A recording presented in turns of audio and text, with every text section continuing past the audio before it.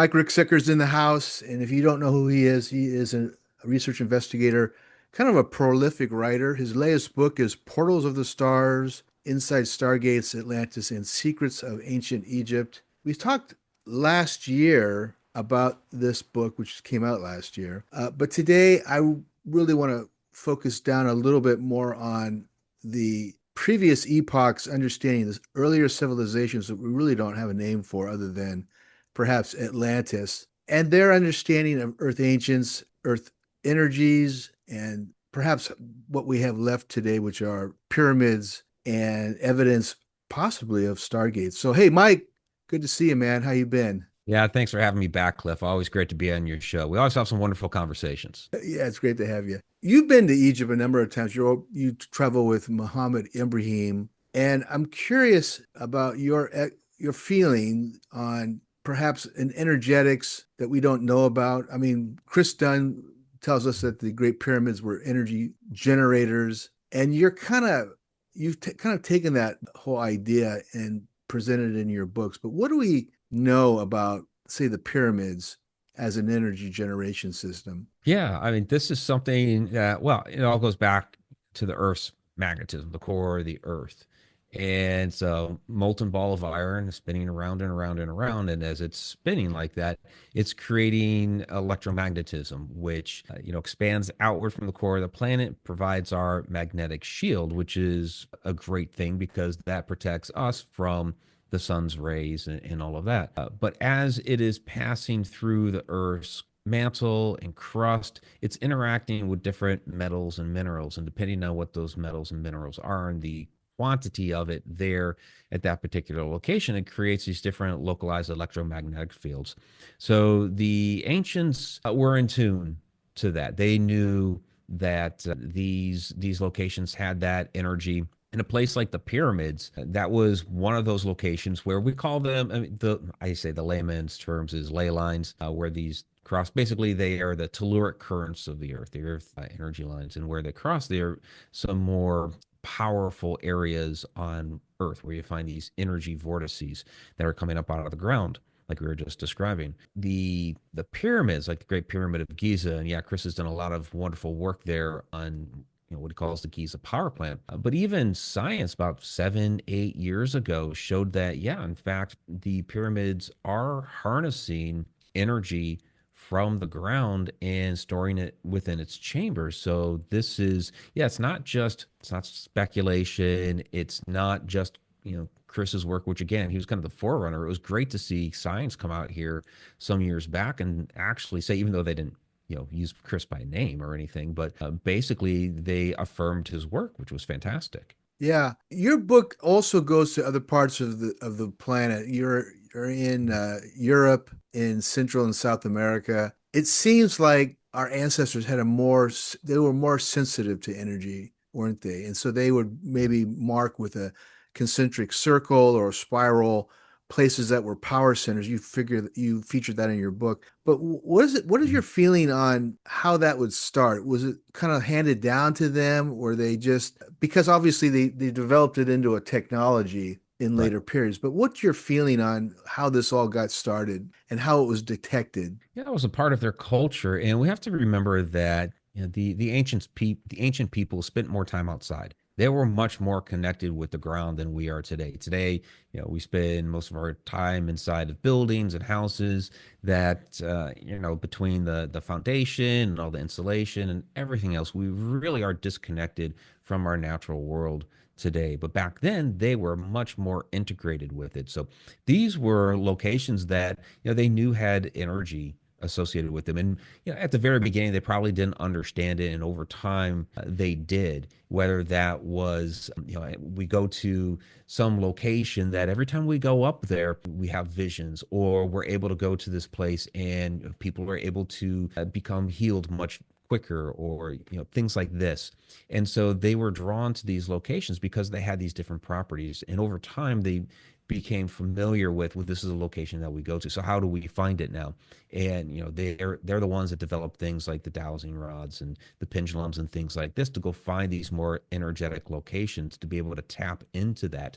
today we have things like magnetometers and what have you to actually detect that energy. And we've had scientists and engineers go out to these sites with those devices, and yeah, they have found this energy. In many cases, it is a spiraling energy. Like you go to the rollright stones, and there is a distinctive spiraling pattern of energy that is right there in the middle of the circle. And so that just adheres to the idea that the ancients knew of this energy and were trying to harness it, and the stones would amplify this energy. Talk about dowsing rods. I saw a video of you using dowsing rods. I can't remember if it was in the United States or not, but the human body is connected to the earth, and I guess you use these rods as sensitive measuring Mhm. devices, right? Talk about that. It's kind of interesting. Yeah, that would have been, you probably saw it on the Alaska Triangle television show.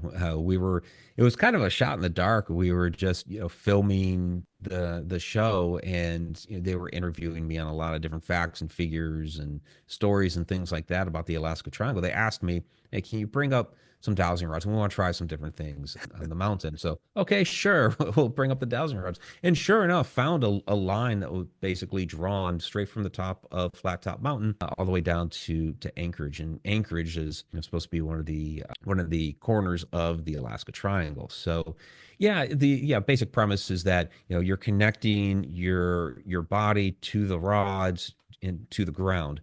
And so when you cross into one of these more energetic locations, the rods themselves have a different interaction when you're cross. I use them specifically for finding different energy centers. Engineers today actually still use these, like surveyors and what have you, for finding things like pipes in the ground or water sources and things like this. So it's an old school method. I always tell the story of my father, who he's not into any of this sort of stuff at all.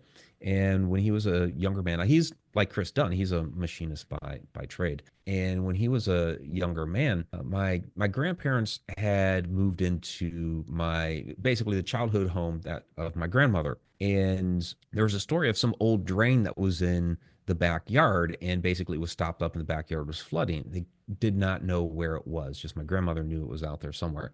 So my grandfather asked my father, "Hey, can you go out there and find this old drain in the backyard and get it unclogged, and so that the backyard can drain better?"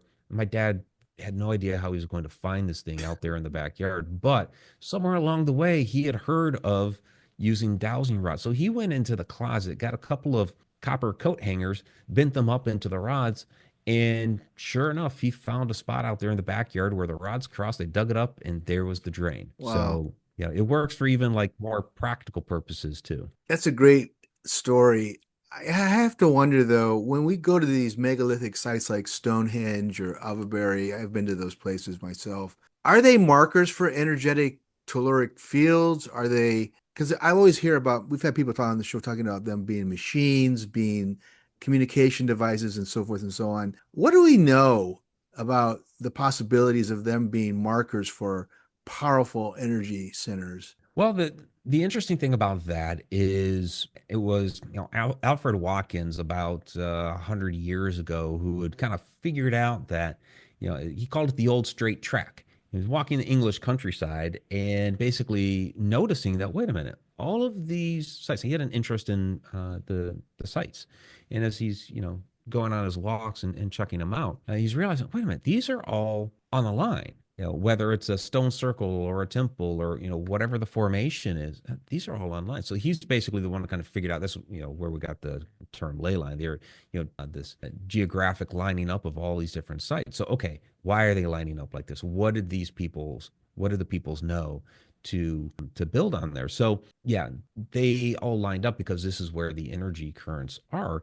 And yeah, there's a lot of speculation as to what they were used for. Were they used for healing purposes, entering into ultra states of consciousness, Yeah. opening portals, all these different things? And we can talk about that, speculate on those things all day. But we know that they used them for something. They perform some sort of rituals within these locations. What those rituals were, I mean, that has been lost to time. But the one that I like to talk about in this is a smaller stone circle. It's in Ireland. It's called Drombeg. And it really helps to give you an understanding of how the energy can work in these circles, because when you stand right in the center of it and just talk, it's almost like you're in a bubble. And it has to do with the resonance of your voice off the stones and all of that fun stuff. But, thinking back to, okay, this thing is a couple thousand years old. Imagine back in the day when it was in its full glory, like all the stones were there. Some of them are missing now. All the stones were there. They're not weathered down. They're in their full glory, and not just talking, but now actually chanting, and the type of resonance that would occur within that circle as it's bouncing off the stones. And a lot of people talk about the power of sound healing and frequency healing and these sorts of things. So, I think in many cases it was used for healing purposes. Of course, I have a distinct interest in stargates and portals, so I believe that they knew how to attune the frequency of these, whether it was through chanting or maybe some instrumentation to be able to tune into these different frequencies to open portals and stargates and things like Mm. this. Again, it becomes speculative, but I think we know for certain, yes, they're performing a ritual, and usually when we talk about religious cultures, pretty much worldwide, they do have some sort of healing component within their religion. Do you think Stonehenge was a Stargate? And if so, how was it activated? I mean, you made a good point of perhaps chanting and the Mhm. resonance of the voice bouncing off the actual megalithic stones.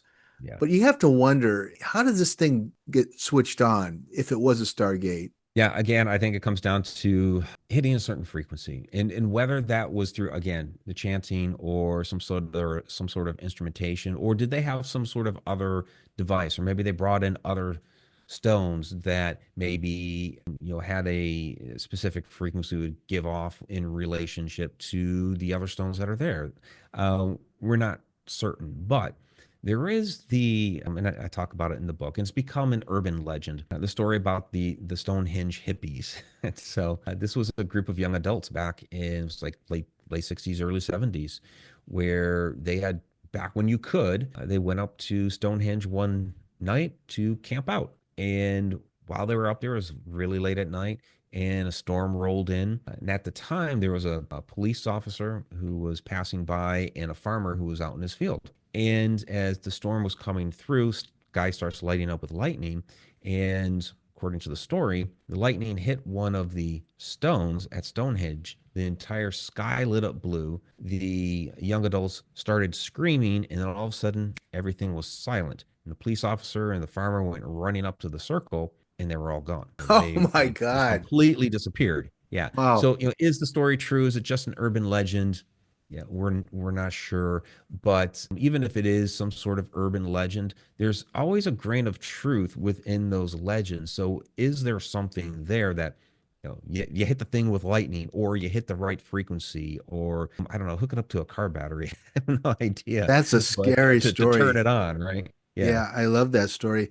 We got to wonder, the builders of the Stargate obviously want to send you somewhere in some locations, some location. We have no idea how to work the technology, but it looks like either the pre-dynastic Egyptians or a previous civilization really fine-tuned the whole Stargate idea in Egypt, didn't they? Yeah, it really seems like it, because you have actual chambers throughout the country that are specifically labeled as Stargate chambers. And there are even at least some basic instructions as far as how to use them. Like, you go to the Temple of Seti at Abydos, and there are five Stargate chambers there, three back there by the Hall of Osiris, and then another two that are there in the Hall of Ptah Soker. And one of those bas reliefs that are in there in the Hall of Ptah Soker talk about the ingestion of the monatomic white gold cakes before you enter the Stargate chamber. So, this is attuning your frequency specifically before you go into those chambers. So, yeah, Egypt seems to be the place where we get most of this information from. Yeah, and it's, I mean, do you think it's the dynastics are the ones who are working and doing the research and development of Stargates, or did they inherit it? Which is what a lot of people, I feel that's what happened, but I'm Yeah. just curious about your feeling. Because if they're using gold dust in liquid as a form of process to be using in a Stargate, that would be That'll take some time to figure out, right? Yeah, I think with the dynastic Egyptians, I mean, there's a lot of things that they did on their own, but then there are other things that they were either rediscovering or relearning, or some information had gotten passed down through the ages that they were trying to mimic. You know, one of the things that I always point out when it comes to the dynastic Egyptians, and I understand, I'm not trying to take anything away from the Egyptians. I think where the Egyptian Antiquity Authority comes into play on this is like if you try to say anything was pre-dynastic, then they throw up their arms like, no, we created this. It was the dynastic Egyptians, and they're very, very proud, and I understand that. Yeah. But if we're talking pre-dynastic Egyptians, they're still Egyptians. They're still people that lived in that land. It's still your history. It's just a different group that predated the dynastics. And like the pyramids, you look at like the Great Pyramid of Giza, or the Pyramid of Khafre, or the Bent Pyramid, the Red Pyramid. These are huge and gargantuan, and they have stood the test of time. There's no hieroglyphs inside of any of them either. And Yeah. then you look at these smaller pyramids, the Pyramid of Unas, and some of these other ones, Lahuna. They're nice little pyramids, or at least had been back in the day. And over the test of time, they have fallen apart. They are, they're a shambles. They were mostly made of mud brick. The Yeah. huge pyramids, and there's no mud brick in there at all. And then these smaller pyramids built by the dynastics have the hieroglyphs inside. So I think in those cases, the dynastic Egyptians saw these huge things out there, weren't sure how they were built, but they're like, oh, I can't build that huge thing, but we can build a smaller pyramid. And that is, I mean, we do this as humans. We try to mimic and recreate things that we see, and even though we might not be able to truly do it ourselves, we can come up with something that's similar to it. So hey, yeah, I can build a smaller one, and hey, that would be pretty cool to be buried in. So yeah, that's what I think was happening in a lot of these cases. The dynastics were seeing some of these things, or understood that something once existed. We're going to try to recreate it, and they couldn't quite perfect it. Yeah, you have to wonder if they inherited a lot of these temples and pyramids. And as you're saying, let's absorb them into our culture and identify with Yeah. them, and then build our version of them, which is mud brick. And I think of the Hawara pyramid and it being complete mud brick, which sits on top of a Mhm. very early structure, which is solid megalithic stone. So hard to know. Hard to Right. know. Yeah, it's hard to know. And then you have that whole labyrinth that's under there. And the scans that are coming out of there are absolutely fascinating. It's huge cavernous chambers. Everybody, of course, is talking about the Giza Plateau and what the Copper Project is doing there, which is amazing. But then, yeah, they're finding this stuff at Hawara too, different project altogether. Yeah. And I like how Louis de Cordier is suggesting that maybe one of these chambers, the way that it is constructed, is at least what you're looking at from the scans, is that the like legendary circle of gold from the books of the dead, where you had these ancient priests and scientists that were trying to predict the next great cataclysm, which would make sense if it was an earlier civilization. Yeah, because the great cataclysm happened, you wiped everything out, had to start again, and nobody's really been talking about what's the next one. No, that was an older concept. Yeah. It's funny because you have written extensively and had videos on Stargate. Stargate technology is very, very advanced, wouldn't you say? And tell us a little bit about Yeah. your understanding of a Stargate. And you've already explained that these buildings that house a Stargate are sitting on telluric fields or ley lines, which is probably the power Mhm. source. But what do we know? What is the definition of a Stargate?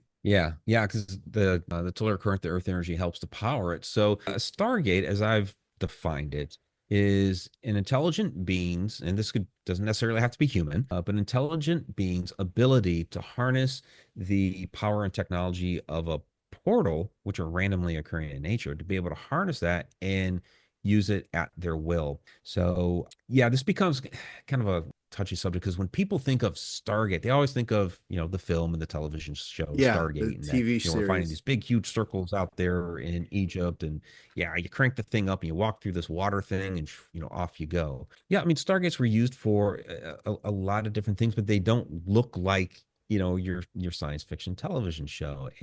But you do find, there in ancient Egypt, the actual usage of the word Stargate. So, they may have other cultures may have had other terms for it, but that's essentially what we're talking about. They were able to, harness these randomly occurring portals, usually at these sites of power because that's where they're more prevalent, and be able to use it, whether it was, to go to somewhere else in the cosmos or somewhere else on Earth or another dimension or an altered state of consciousness, maybe even another point in time.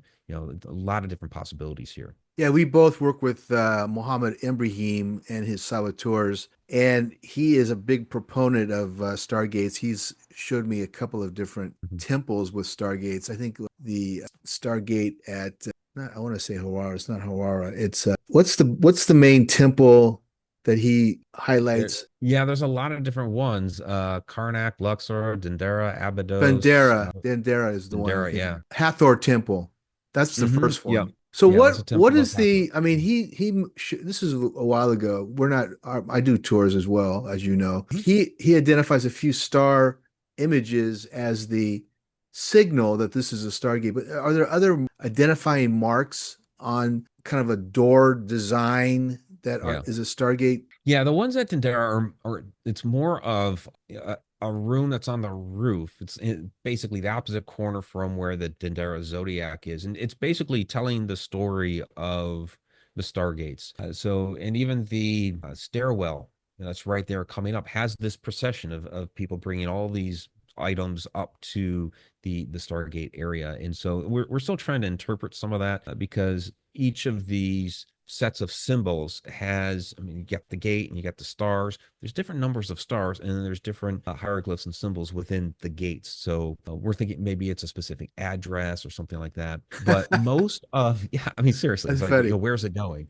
Yeah. Uh, but most of the Stargate symbolism that we find in ancient Egypt are a specific set of hieroglyphs. And in fact, Muhammad has named his tour company Saba Tours, which Saba means Stargate in ancient Egyptian, and it's these set of hieroglyphs that very distinctly spell out the word Stargate. And again, we find that in doorways. They could be gateways into the temple. They could be doorways into different chambers within the temples. So Hatshepsut's temple is a fantastic one that's just perfectly set up. You've got the symbolism of the ancient symbol, or the symbol in the ancient world for energy was the snake. You have the snake energy going directly back up into the temple area. The gateways are labeled Stargate, Stargate, Stargate, all the way back into the Holy of Holies, which is absolutely incredible. And so, yeah, this is everywhere. And even when you're talking about Dendera, in those set of glyphs, okay, you have the stars, the gate, but then in the text above, you also have the text above it talking about the Stargates. So, yeah, this is all over Egypt. Yeah, I was impressed by the design and the sophistication of the hieroglyphs. Where do you Mhm. think they were sending people? Was there a way that they would tone, or do they punch some keys or something to get to where they need to go? I mean, it's all cut in stone, so I don't know if they're touching the wall. I mean, what's your guess at how Right. they design the destination into the whole system of the Stargate? Yeah, I think it had to do with intent. It's not going to be like the films and the show are basically like, okay, we'll line up the different chevrons and then we'll Right. go, that sort of thing. That's It's not, yeah. yeah, we're not gonna have the big red button and punch it. That's not happening. So I think a lot of it had to do with intention, and that could be what part of the instructions there on the wall talks about. Like, these are the Temple of Hathor. And what's interesting about Hathor is each of these gods and goddesses, or netters is what the Egyptian term was for, had different aspects. So Hathor had healing aspects, had fertility aspects to her. She also had music aspects to her as well. So, as part of this, some sort of musical instruction that, this is the frequency, the sound frequency that you have to get to open Oh, up the Stargate. So when you go into the chamber, of course, this is hard to prove. This is kind of our, part of our interpretation. Do you have to intone some sort of sound frequency, hit this key, hit this chord, whatever it is, hit this frequency, with that intention that you're setting with yourself. to, access wherever it is you're trying to go. And is it your guess or Muhammad's guess that the body is disassembled cellularly and then reassembled somewhere? And how is, I mean, because what I've seen in these temples is solid stone with a door Right. frame. Yeah. And so something happens, right? What's the guess? Any idea? Well, I I think mean, there's a couple of different, yeah. I think there's different modalities here. So when we're talking, walking through to somewhere else, some sort of, again, walking through that gateway. If we're going to somewhere else in the cosmos or somewhere else here on the planet, we're kind of taking it back to the concept and idea of the Einstein-Rosen bridge, so that two distant points you're trying to bring together with that tunnel. And I think the human mind kind of tries to wrap it into, we are actually traveling through a tunnel, or almost like Wonka vision, to get from one side of the room to the other. We're yeah. blown apart, we're on the ceiling in a million pieces. I don't think it's quite like that. I think it's really like bringing those 2 points together, and it's like seamlessly walking through from one to the other. So there doesn't have to be a molecular breakdown of the human, because we are directly connecting with it. But we also don't have to directly connect and walk into the other area. We could simply use it for communication. Like we don't have to walk through. We can, talk and converse with other people or other beings and other entities through that. Yeah, I want those of you guys listening, check out Mike's video. He just posted it. It's called "Secrets of the Stargates," and he's all over the world, really. But something that I heard, and I didn't watch the whole video. Someone told me that we're speaking to Muhammad, and Muhammad says there's Stargates that have signatures on them that will send you to the moon and to other planets, which I thought was amazing. Was he able to decipher some hieroglyphics that said this gate will go here? That, I mean, there's no Well, atmosphere there on is the it. moon, so that's going to Yeah, be that's part of what we were talking about at Dendera, was those sets of hieroglyphs being like addresses. But the one that he was talking about specifically for the moon is there at Karnak, and it's one of the temples on. It's a temple that's on the south side. I've not been in it yet, because when we went to the south side of Karnak, and Karnak is huge. yeah, I've been there 3 times already and still have not explored it all. The one yeah, time that we went to the south side and out that huge gate that leads you to the Avenue of the Sphinxes that connects with Luxor. That Temple of the Moon was under restoration at the time, so we weren't able to go in there. But it sounds like we're going to be going in there this time around in November, and that is where Muhammad says it's where there's some evidence where they're talking about going to the moon. yeah. If that's the case, and it's saying you go to the moon, perhaps there was a time period where the moon had an atmosphere, and you could actually walk on the surface of the planet, which would be pretty phenomenal. Um, Perhaps, or was it going to the moon in another dimension at the same time? That's always a possibility. So you might not necessarily need oxygen in that sense on the moon if you're in another dimension up there. We haven't even talked about dimensionality. So you think that that's possible with these stargates is to move into dimensions, huh? Yeah, absolutely. I think that was a large part of it. You're talking about the ancient Egyptians having interactions with these, different beings, and some of these beings that they're interacting with don't necessarily seem entirely human. So, are we interacting with beings from other dimensions? And there's a lot of other work that we've done here that gets into the idea of not necessarily extraterrestrials, but what we've called ultra-terrestrials, other beings and entities that are living here alongside us on Earth that just are in another dimension. And Wow. so that could be one of the things that they were doing, was not necessarily going somewhere else across the cosmos, but staying here on Earth, but in another dimension. It feels more and more like the pre-dynastics were masters of tuning this energy, this earth gravity or earth telluric energy. And I know you've been to Saqqara, but there's a what they call the hospital there. Talk about that. There were these healing rooms that we were introduced to. And I guess the idea of tweaking vibration was such that they could tweak it for healing of some kind. Talk a little bit Yeah, we about we that. still do that. Yeah, we still do that to a degree today when you talk to like people who are Reiki practitioners, or quantum healing, hypnosis technique, and these sorts of things, and other methodologies that we have today for doing, basically the what the ancients were doing. Those practices have been passed down over time, had to in secret for a while, because there was a point in our history where if you're doing anything like that and you were not a member of the church, then it was witchcraft and you're going to get burned at the stake, which I always found a little ironic, because if you did these sorts of things and were, I don't know, just say a nun, for instance, you were okay because it was of God. But if some woman was doing it out in the village and she wasn't a part of the church, no, Yeah, burn at it's the witchcraft. stake. Exactly. So yeah, so these different practices got passed down through time, and yeah, places like Saqqara, the healing rooms, and I think that's what some of these other temples, where you find the Stargate chambers, that could have been one of the things they were doing within the chambers as well, was some sort of healing technique. If this is your most powerful chamber, where you are doing things, being able to zip across the cosmos, and it's all based on frequency, then this would also be a place where if you're doing healing by attunement like that, then that seems like the place to go. You have to wonder if Tesla ever had a chance to visit the Great Pyramids, because his Wardenclyffe Tower in New York kind of emulates the whole idea of this Yeah. energy creation. His idea was to flood the atmosphere with energy particles and power planes and boats and cars and stuff. Yeah, I've done a lot of research on Tesla, and I don't think he actually ever went to the pyramids.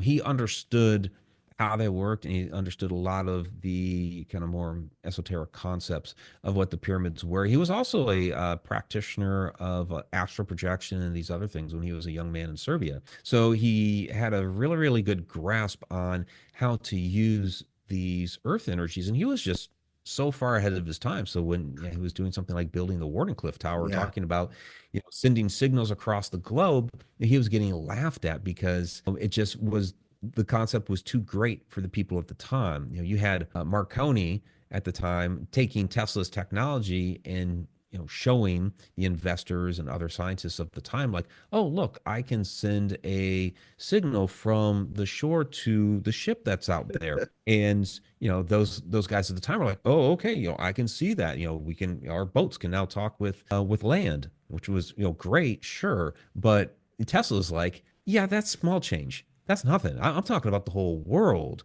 that we're gonna do, and they couldn't see the vision.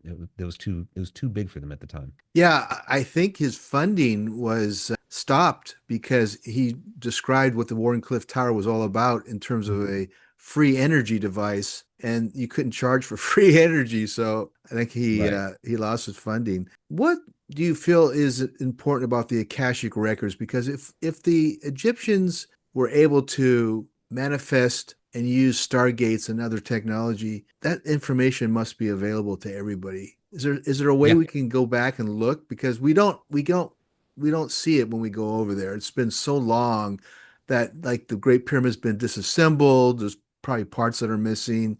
Perhaps at one time the stargates that we see at these temples had a golden layer of some kind that was the Mhm. activating component of them. How are we ever going to figure out how these things worked? Yeah, I think there's a lot missing at these locations. I mean, just look at like the Grand Gallery there in the Great Pyramid, and all along, you have these like slots that kind of just all the way up. And it's, okay, what were in those? And I know Chris Dunn's like, well, I think there were some sort of resonators. Okay, maybe what they looked like and how they worked. We don't know, but there was certainly something in there. And I think you're right about, of course, a lot of the gold. Edfu temple, either earlier this year or last year, they're doing some restoration work, and they were finding some gold inlay that was actually still embedded there. So Wow. yeah, there was a lot more going on with these temples than we know, and we're not going to understand it all. I mean,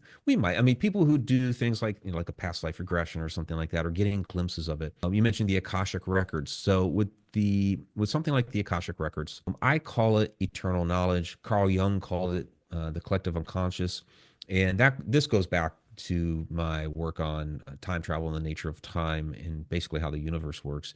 And all time is concurrent. Time doesn't really exist. Past, present, and future are all here right now in what we call the fourth dimension. Even our, theoretical physics shows us that we have up to 11 hyperspatial dimensions, 0 through 10. Some physicists believe there's probably even more than that. But yeah, the fourth dimension is time. And that means all those, above that 5, 6, 7, 8, and beyond have full access to time, to the fourth dimension. So that means everything that ever existed, is existing, and will exist is all here right now. Each moment is just a different frequency.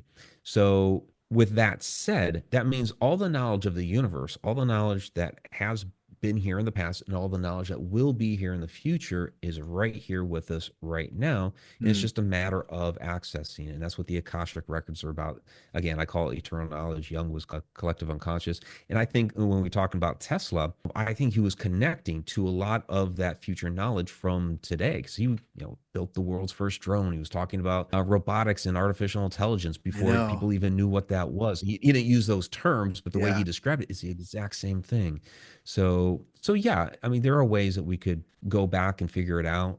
It's a matter of opening our minds to it, connecting to that right moment, having that right intention, having our own frequency be in tuned and correct to make that happen. Why is it so hard, Mike, for the orthodoxy to consider high tech in an advanced civil? I think the Egyptians were very advanced for their time, but why is it hard for them to consider that there could be power drills or cutting devices when you see the evidence? And I know you've seen the quarries Yeah. at Aswan and you've seen the evidence of cored out granite blocks, and Muhammad's great to tour with because he'll show evidence of all these things, including these megalithic Yep. blocks that weigh 50 to 100 tons. And you had to wonder how they were cut and moved. But why is it so hard for the orthodoxy to consider power tools in ancient Egypt? I'm putting Yeah, you I on the think spot, once you buddy. use the I'm putting terms you on the high. spot. Yeah, yeah, that's not putting me on the spot at all. You're right in my wheelhouse here. Yeah, once you use the words high tech, that immediately turns a bunch of people off. It just, I don't know, their eyes glaze over, and it's like use those terms, and they're thinking computers, cell phones, and all that. We're not talking about computers and cell phones and those sorts of things in ancient times. It was it was a higher technology in according to them, not necessarily us. It has to do with the context and perspective. And once you say high tech, it blows people out of the water. No, they didn't have that sort of thing. But yeah, it's a little bizarre, because okay, there's this narrative that's been put out there that civilization grew like in a straight line. It may have leveled off for a while, and then we learned something and went up, and then we learned something and went up, and all this sort of thing. It doesn't take into account that there are actually peaks and valleys as we go along. And that, especially in the ancient world, when you don't even necessarily have to talk about, the controversy of the Great Cataclysm or anything like that. Just the nature of how civilization worked back then, it was very barbaric. So just, invading forces, they were trying to take over your land, didn't care about you, didn't care about your deities, didn't care about your technology, nothing. They were going to just obliterate you. They might melt down your gold, that sort of thing. They might repurpose your buildings, but they are otherwise obliterating your culture. It was many times genocide. And then you also did have things like disease, famine, and things like that that would take people. It just even we think about like losing the technology to build the pyramids and all these sorts of things. Well, I mean, we've seen things like that even in our say over the last couple thousand years. There's a reason why we lost the ancient Egyptian language around 300 AD. That wasn't really even that long ago. That people were Yeah. actually still writing the hieroglyphs, and then we lost it. Why? Because we lost the people that actually knew how to do that. And when you lose those people, then you lose the technology. So it's going to have those ups and downs. And yeah, we do find that evidence in the ancient world that they had some sophisticated machinery like saws and things like this. And our traditional archaeology tries to say, well, we don't think they had saws. We can't find the saw blade. Okay, well, you can find the evidence of the cut. Remember, if this thing is made of metal, over that many thousands of years, the metal is generally going to disintegrate. It'll rust, and that's it. But stone stays. And yeah, you go to the Egyptian Museum at Cairo. The one that I love, and I know Muhammad loves pointing this one out too, is there's a sarcophagus there made of granite that's lying on its side, and they've kind of have it tucked in the back there. And I mentioned my father earlier, like Christopher Dunn, he's a machinist, and he doesn't know anything about Egyptian history or anything like that. But you can very easily tell that the from the underside of this sarcophagus, again, it's laying on its side, the underside is exposed. And you can very clearly see that they were cutting the lid for the sarcophagus off the underside, but the lid broke mid-cut. So it's half of it's gone.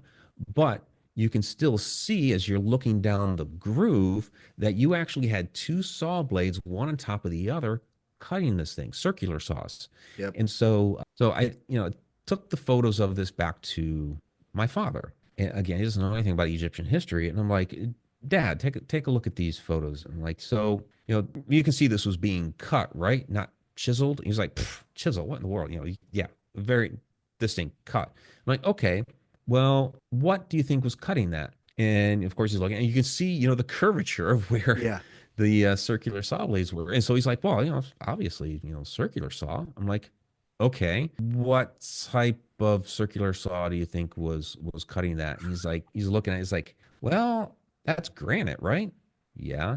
He's like, well, I mean, today we would use a diamond tip saw blade for that. So, here it is, a guy who knows nothing about ancient Egypt that is Yeah. looking at that. He doesn't know how the timeline's supposed to jive or anything. He's like, yeah, I would take a diamond tip circular saw blades, one on top of the other. So the Egyptians had something similar. Maybe not, you're not going to, Home Depot or whatever, and picking up, the specific ones that we have today, but something similar in that vein to make that happen. Yeah, I love that. Here's a machinist that's looking at the results of some kind of cutting tool and going, "Oh, it's a diamond tip saw." That's what Chris Dunn did. Chris went to first time he went to the Great Pyramid, Yep. he's like, "Oh, this is all manufactured." He uses that terminology in his Yeah. first book, manufactured. Amazing. My guest has been Mike Ricksecker. By the way, for those of you listening, his most recent book is Portals to the Stars. And give us some information about your upcoming tour, Mike. What was the date and what is the Yeah. itinerary? Tell us about it. Yeah, absolutely. Gotta jump on board quick. So it's November 11th to the 23rd. Registration is still open for the next few weeks, but if you're interested in coming, you're gonna need to jump on board. And yeah, so we specifically highlight the Stargates throughout this tour. We also have a special trip here to the Egyptian labyrinth at Hawara, which is incredible. Not too many tour Oh, groups you're usually going go to there. Of course, Hawara. they've just had Excellent. Yeah. Bona Hawara. Yeah.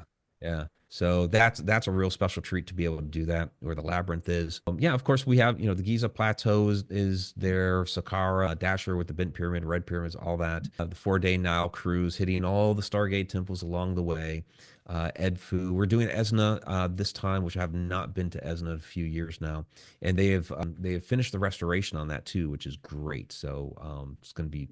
I was there when they just first started restoring it, and you could see like most of the temple was all blackened and soot and all that, and here's like a quarter of it is just beautiful. So I'm looking So they're forward wiping it to clean so you can see all the hieroglyphics and all the symbols and things. yeah, yeah. And what's interesting is we find connections there at Esna that link us back to Edfu, but also, and this temple's totally gone, the temple of Sais. And Edfu and Sais are two of our temples that tell the Atlantis story, and Esna's like a link between them. So I'm looking forward to going back there. Yeah. Give us your website so people can check you out as well as sign up for the tour. Yeah, my website is mikericksecker.com. So MikeRicksecker.com. You can just go to the events and tours tab there within the website, and you'll get the information there for the Stargates of Ancient Egypt tour with the link to sign up. Right. And the main host is Mohammed Ibrahim, who is just such a pleasure. Why do you like Mohammed so much? You've been working with him for the last few years. What is it about him that you find so appealing that you want to continue working with him? I know Yeah, my Muhammad. reason, but I'm curious. Yeah. What is it about him that you really enjoy? Yeah, there's a lot of reasons. I mean, he and I are just, really on the same page with a lot of this information, with these different theories, and we play off of each other really well on the tours. So, it's kind of, I liken it to, he's the play by play guy, and I'm the color announcer, like in sports for like baseball and all that, because he's got boom boom boom boom. And then, I provide a little bit here and a little bit there, some of the other stories and legends and all. And we have a really good rapport like that. But he's also, a super, super nice guy. His tours are so well coordinated. Like the first time that I went there, we weren't doing tours together yet. I was on a different tour and came there, and just first time ever in Egypt, traveling on my own, and just the way that he, brings his people into the country, like right there. You have somebody greeting you. They walk you through the whole process of, the visa, customs, getting onto the tour bus to take you to the hotel. They've got a team there that greets you at the hotel and checks you. The whole works, and it was just really, really wonderfully done. So there's no worries whatsoever. And it was when we were on a plane from Cairo to, we were headed into Aswan that time, and we were sitting next to each other actually talking about Christopher Dunn's work. And I had one, if not both of the books on me at the time, because I was going to read one of them on the plane. And we just started chatting about that work and the different ideas and theories and technology and all that. And Mohammed was just, I want to do tours with you. Like, all right, let's do it. Excellent, excellent. I think he's also great Yeah. because he knows the antiquities department and the people. Yeah. He's a native of Cairo or of Egypt, so and his special permissions are excellent. Oh my gosh. Yes. I mean, what would Yeah. you think of what was the favorite special permission that you've been on? Well, of course, we always do the 2 hours in the Great Pyramid of Giza, and there's Good for always you, something yeah. new that I pick up on whenever we go into the Great Pyramid. And every chamber is opened up to us, and it's just us for 2 hours. It's some of the little ones that come about. I mean, depending on how many people you have on the tour, Yeah. sometimes you might do the Osirian or the Sphinx enclosure, but sometimes you will just be at a location, and Honda's got he knows everybody. He's been doing these tours there for 25 years, and he's buddies with everybody. And he'll just kind of point over, hey, can we get in the room over here? It's off limits to the public, and unlock it. And we go in, like, room a ship at Abydos. So we were at Tanis the one time. It was even a place that Muhammad hadn't been in for like 15 years. And might be familiar with, and I don't know if they've moved it to the gym now, but at the Egyptian Museum in Cairo, there were like the big, like, solid silver sarcophagus, and I forget Oh, right. Yeah, the yeah. I've king's seen that name. one. Yeah. Yeah, yeah. So at Tanis is the tomb where that came out of, and all the Wow. treasures and everything. So yeah, we were there. This was 2 years ago now. We're at Tanis. Nobody else is there, and Muhammad calls the guy over. He's like, can we get into the tomb? Sure. Unlocks it, and there we went I into that. love And that. Muhammad hadn't even been there for like 15 years. So There yeah, you that was go. really, really cool. Yeah. Fantastic. Hey, Mike, real pleasure having you on the program. I can imagine you have another book coming out. We don't want to talk about it too soon, but you're always writing something which is Yeah. fantastic. So, hey, continued success and thanks for joining me. Yeah, thanks again so much, Cliff. Always a pleasure talking with you.